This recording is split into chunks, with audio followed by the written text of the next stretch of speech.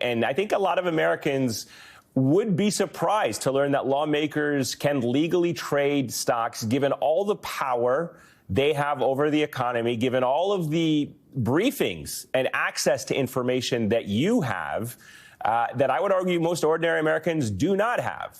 Why is this legislation so important?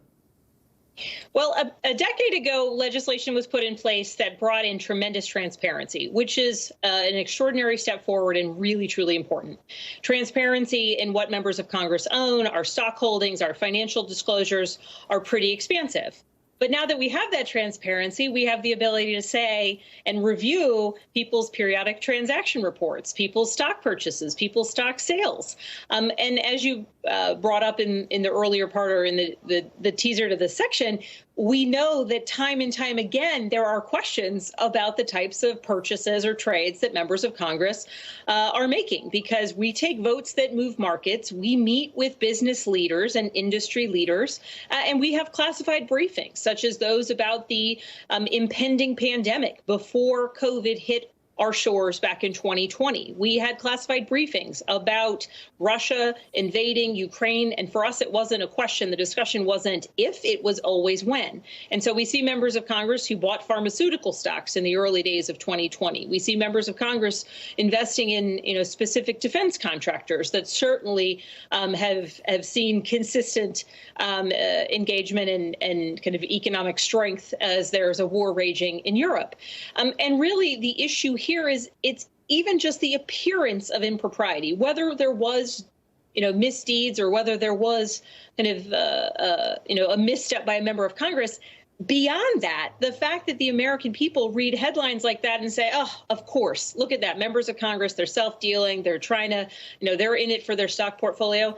It requires that we make a change. And so this legislation, we've been working to get this ban in place for a couple of years now. I've partnered with Chip Roy, a Republican from Texas, and each year we garner more and more support. This is the most co-sponsors we've ever had at introduction. And in fact, the day we introduced it, my office, I got calls from 4 different members of Congress that wanted to get added to the legislation.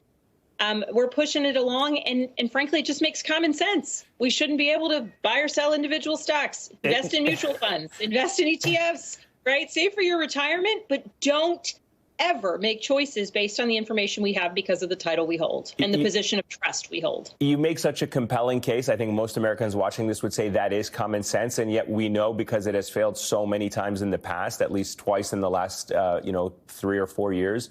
Why do you think this time will be different? And again, this had opposition from both parties. I mean, it was both from Democrats and Republicans who opposed this. Why will this time be different? Bipartisan in its support, bipartisan in its opposition as well. This time will be different, I think, because we continue to push the case for it. The American people continue, the more people find out about this legislation, it's so straightforward, it makes sense to them. The more that I've heard from colleagues that, people are bringing it up at their town halls, or they're bringing it up when they write letters to their representative. And frankly, Chip Roy from Texas, we've been just engaging colleagues across the spectrum, saying this is what this bill is meant to do. It's not only meant to be an ethics reform for us, but it's also meant to affirm the trust that people can and should have in their members of Congress. It's a great way for us to say, listen, there are so many perceptions about what might be happening on Capitol Hill. Sometimes it's chaotic, but at the end of the day, the one thing you can be sure of is that when we're in a briefing, when we're taking a vote, we're doing it with the interests of our constituents and with the focus of our job top of mind, and not our stock portfolio. People can agree with our votes or disagree with our votes based on policy, but they should never have to doubt whether or not they might be motivated by the stock portfolio we have back home. All right, so you have this, which is very promising on one hand, but then you have House Republicans gutting the House Ethics Committee, and that's got to be discouraging. How do you reconcile those two? On one hand, without an ethics oversight committee, can this work that you're talking about even materialize?